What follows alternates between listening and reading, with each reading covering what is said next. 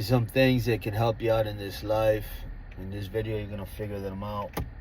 One of them has to do with working from the inside out, not the outside in. So many people out there work from the outside in to validate them, to give them receipts of being accepted or rejected, right? The outside looks like what you drive and what you own and what you dress like, maybe even your appearance in terms of stuff that you were born with.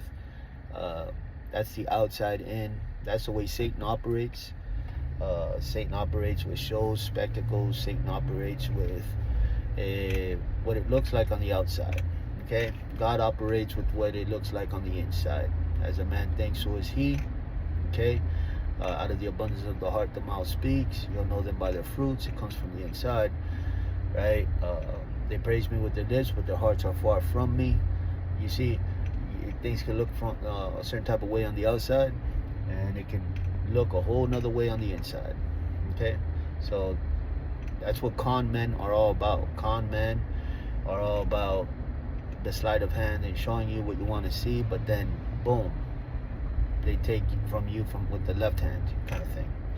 And so that's why the inside matters most. And so your outside will always have a reflection of what's going on the inside. If you're a mess on the inside, you'll be a mess on the outside. If you're organized and orderly on the inside, you take care of yourself on the inside, you love yourself on the inside, then you're not going to take a lot of nonsense on the outside. You're going to put boundaries, limitations accordingly, because you're going to value who you are and what you bring to the table, etc. All because the inside is dressed up with value, so the outside is going to match up to that. So that's your first nugget. The first nugget has to do with, if you build yourself on the inside, okay, with identity, then the outside will be carried out. Okay, you won't have to muster it up. You won't have to like try to pretend or put on masks. You won't have to be validated by other people, right?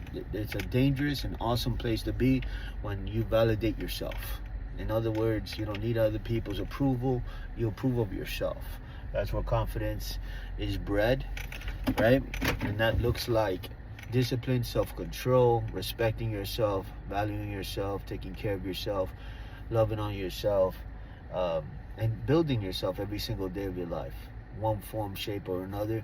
You know, it could look like exercise. It could look like reading books. It could look like getting a mentor and just following, the step work to getting better. All of these ways, and there's others, of just building yourself up. And eventually what's going to happen is that the inside, right, is going to start to permeate all over the place. Internally, the external will eventually catch up. And so then people will treat you different according to how you treat yourself. People will always treat you how you treat yourself.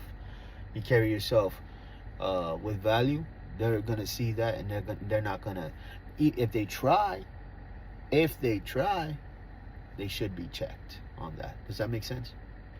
Right? They should know, okay, this person is, right, high value person. So anyways, it's a mindset, it's a lifestyle, it's a posture, it's status, it's belief, it's all of those things. And so work on your inside. Don't look rich on the outside and be poor on the inside. You understand? Be rich on the inside, and then who cares what you look like on the outside after that, right? If you want to impress people, that's a whole nother topic. I don't think anybody's worth impressing, but that's a whole nother topic. But your first nugget was that work on the inside. I had like 3 topics I wanted to talk about, and let me see if they come to mind. If not, then I'll just end the video here, because I gotta go to the gym now. But those are really good points that really branch out. Another point has to do with how you address human beings. Okay, the mind is a peculiar thing that you have to figure out, and study the mind. Study, what neuroscience says. Study what biology says, etc., to get more of a grasp on the mind, right? because the more knowledge and understanding you have of how the mind operates, the more you can adjust it to fit you and suit you and your future, right? And so in terms of outcomes and getting a goal, right, the mind is one that if you flood it with a whole lot, right, of information all at once, it's like, whoa, I don't know what to do, right? It's overwhelmed. But if you can function with it one step at a time, and you can kind of lead it with instructions saying, this is what I want to do, and create a system around it, the mind can follow the directions and you can get somewhere. Okay? That's no different than seeing what you want to see on the outside. Once you do increment steps internally to building towards that goal, you'll get there. Okay?